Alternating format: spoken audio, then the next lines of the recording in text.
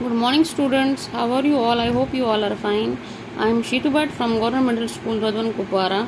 Today's our topic is from class 6. Subject is our history, and it is the part first of chapter 6. Part first is continued. Today's our subtopic is teachings of Buddha.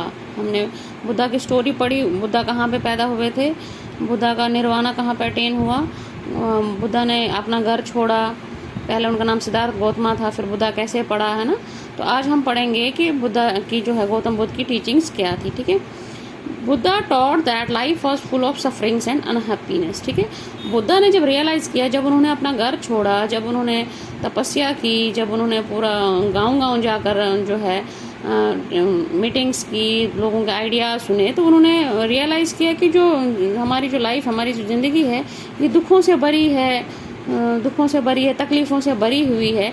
और ये तकलीफ़ और दुख कौन दे रहा है हमें? ये हम खुद को खुद ही देते हैं. कैसे? क्योंकि हमारे जो डिज़ायर्स हैं, हमारी जो इच्छाएं हैं, वो उनका कोई अंत नहीं है, वो अनलिमिटेड है. एग्जाम्पल देती हूँ, जैसे आप चाहते हो हम अच्छा रोज़ खाना खाएं, हम कपड़े हर दिन नए पहने, है ना. हम चाहते हैं कि उसके पास गाड़ी है, काश मेरे पास भी गाड़ी होती, उसके पास बड़ा घर है, मेरे पास भी बड़ा घर होता, उसके पास फलाना चीज़ है, मेरे पास भी फलाना चीज़ होती. तो हमारी इच्छाएं जो है वो कभी भी मरती नहीं है. हम इच्छा हमारी सिर्फ बढ़ती जाती.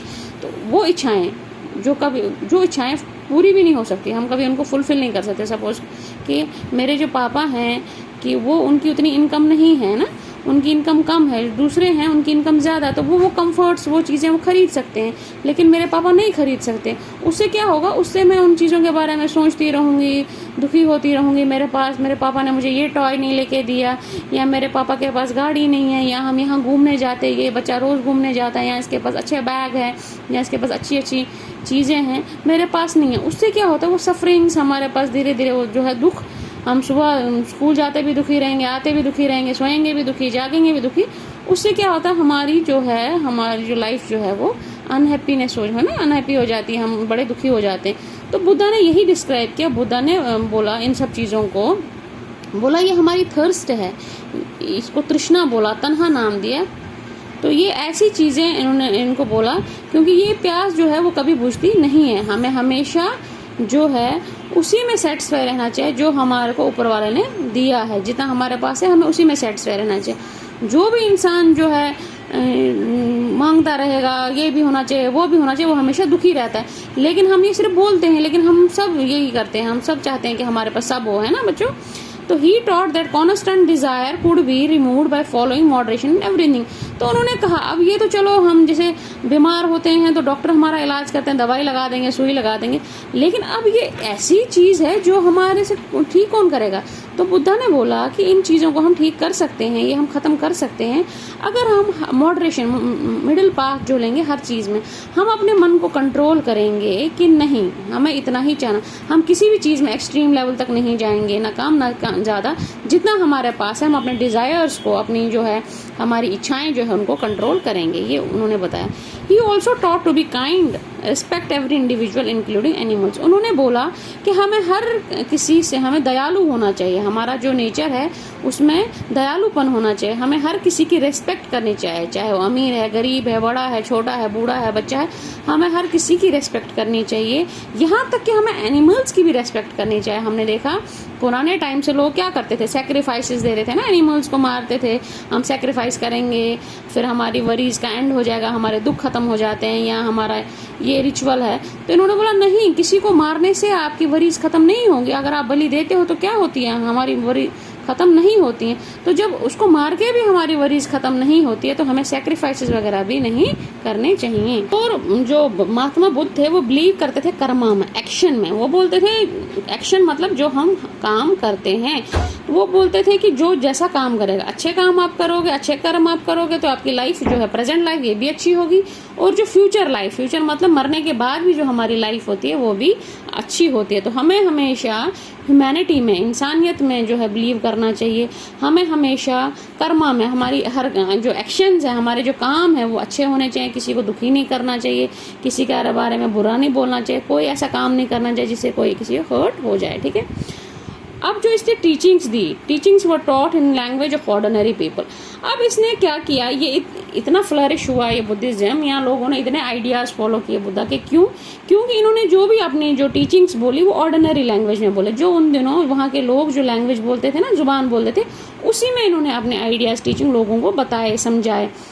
संस्कृत में नहीं थे। अब संस्कृत में होने से क्या होता, अगर ये संस्कृत में होती तो संस्कृत तो सिर्फ अपर क्लास जानती थी ना, ब्राह्मण्स, हमने वर्ण सिस्टम में पढ़ा ना, ब्राह्मण्स वही संस्कृत जानते थे, प्रीस्ट जानते थे।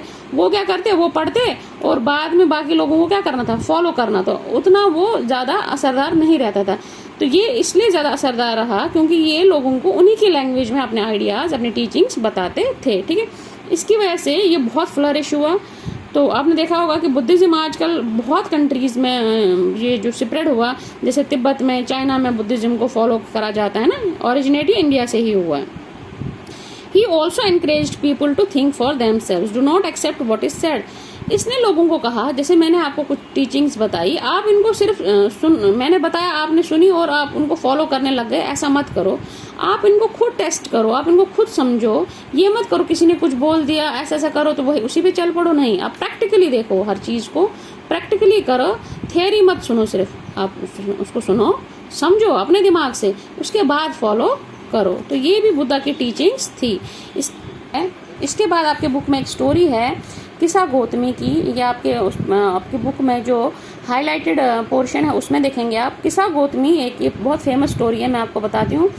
किस्सा गौतमी एक लेडी है, इसका बेटा जो है वो मर जाता है। जब इसका बेटा मर जाता है बहुत दुखी होती है, बहुत दुखी हो जाती है, बहुत रोती है, बिलखती है। बेटे की डेड बॉडी को लेकर ये जगह जगह घूमती है, हर किसी को कहती है मेरे बेटे को वापस जिंदा कर दो, मेरे बेटे को वापस जिंदा करो। तो इसको एक आदमी मिलता है, वो उसको बोलता है चलो मैं आपको एक के पास लेके जाता हूँ, वो शायद से आपके बेटे को जिंदा कर दे। वो महात्मा बुद्ध के पास उसको लेके जाते हैं। अब महात्मा बुद्ध के पास लेके चले जाते हैं तो बुद्धा कहते हैं ठीक है मैं आपके बेटे को जिंदा करूंगी, लेकिन आपको मस्टर्ड सीड्स लाना पड़ेगा। एक मुट्ठी, हैंडफुल होता है, एक मुट्ठी सरसों लानी पड़ेगी, तो मैं आपके बेटे को जिंदा कर देता हूँ। तो लेडी बोलती है अच्छा। बोलता है लेकिन मस्टर्ड सीड्स वहां से आपको लाने जिस घर में कोई भी कभी एक्सपायर नहीं हुआ हो, कोई भी मरा नहीं हो। अब ये जाती है हर गाँव में, हर घर में घूमती है और हर किसी से मस्टर्ड सीड्स मांगती है। उनको बोलती है मुझे एक मुट्ठी सरसों दे दो। तो वो कहते हैं कि हाँ लेकिन आपके घर में किसी की डेथ नहीं होनी चाहिए। तो जिस भी घर में गई है, जिस भी गांव में गई, उन्होंने बोला नहीं, हाँ किसी के ग्रैंडफादर, किसी के ग्रैंड मदर, किसी के फादर, कहीं ना किसी की डेथ जो है हुई होती है ना।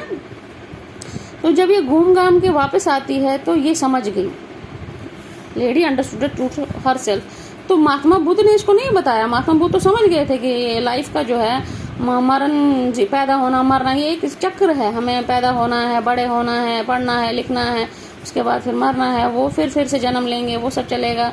तो ये लेडी को उसने क्या करवाया, इसने उसको रियलाइज करवाया कि जो एक बार चला जाता है वो वापस नहीं आता है। ये साइकिल है एक लाइफ का, ये सबको फॉलो करना पड़ता है।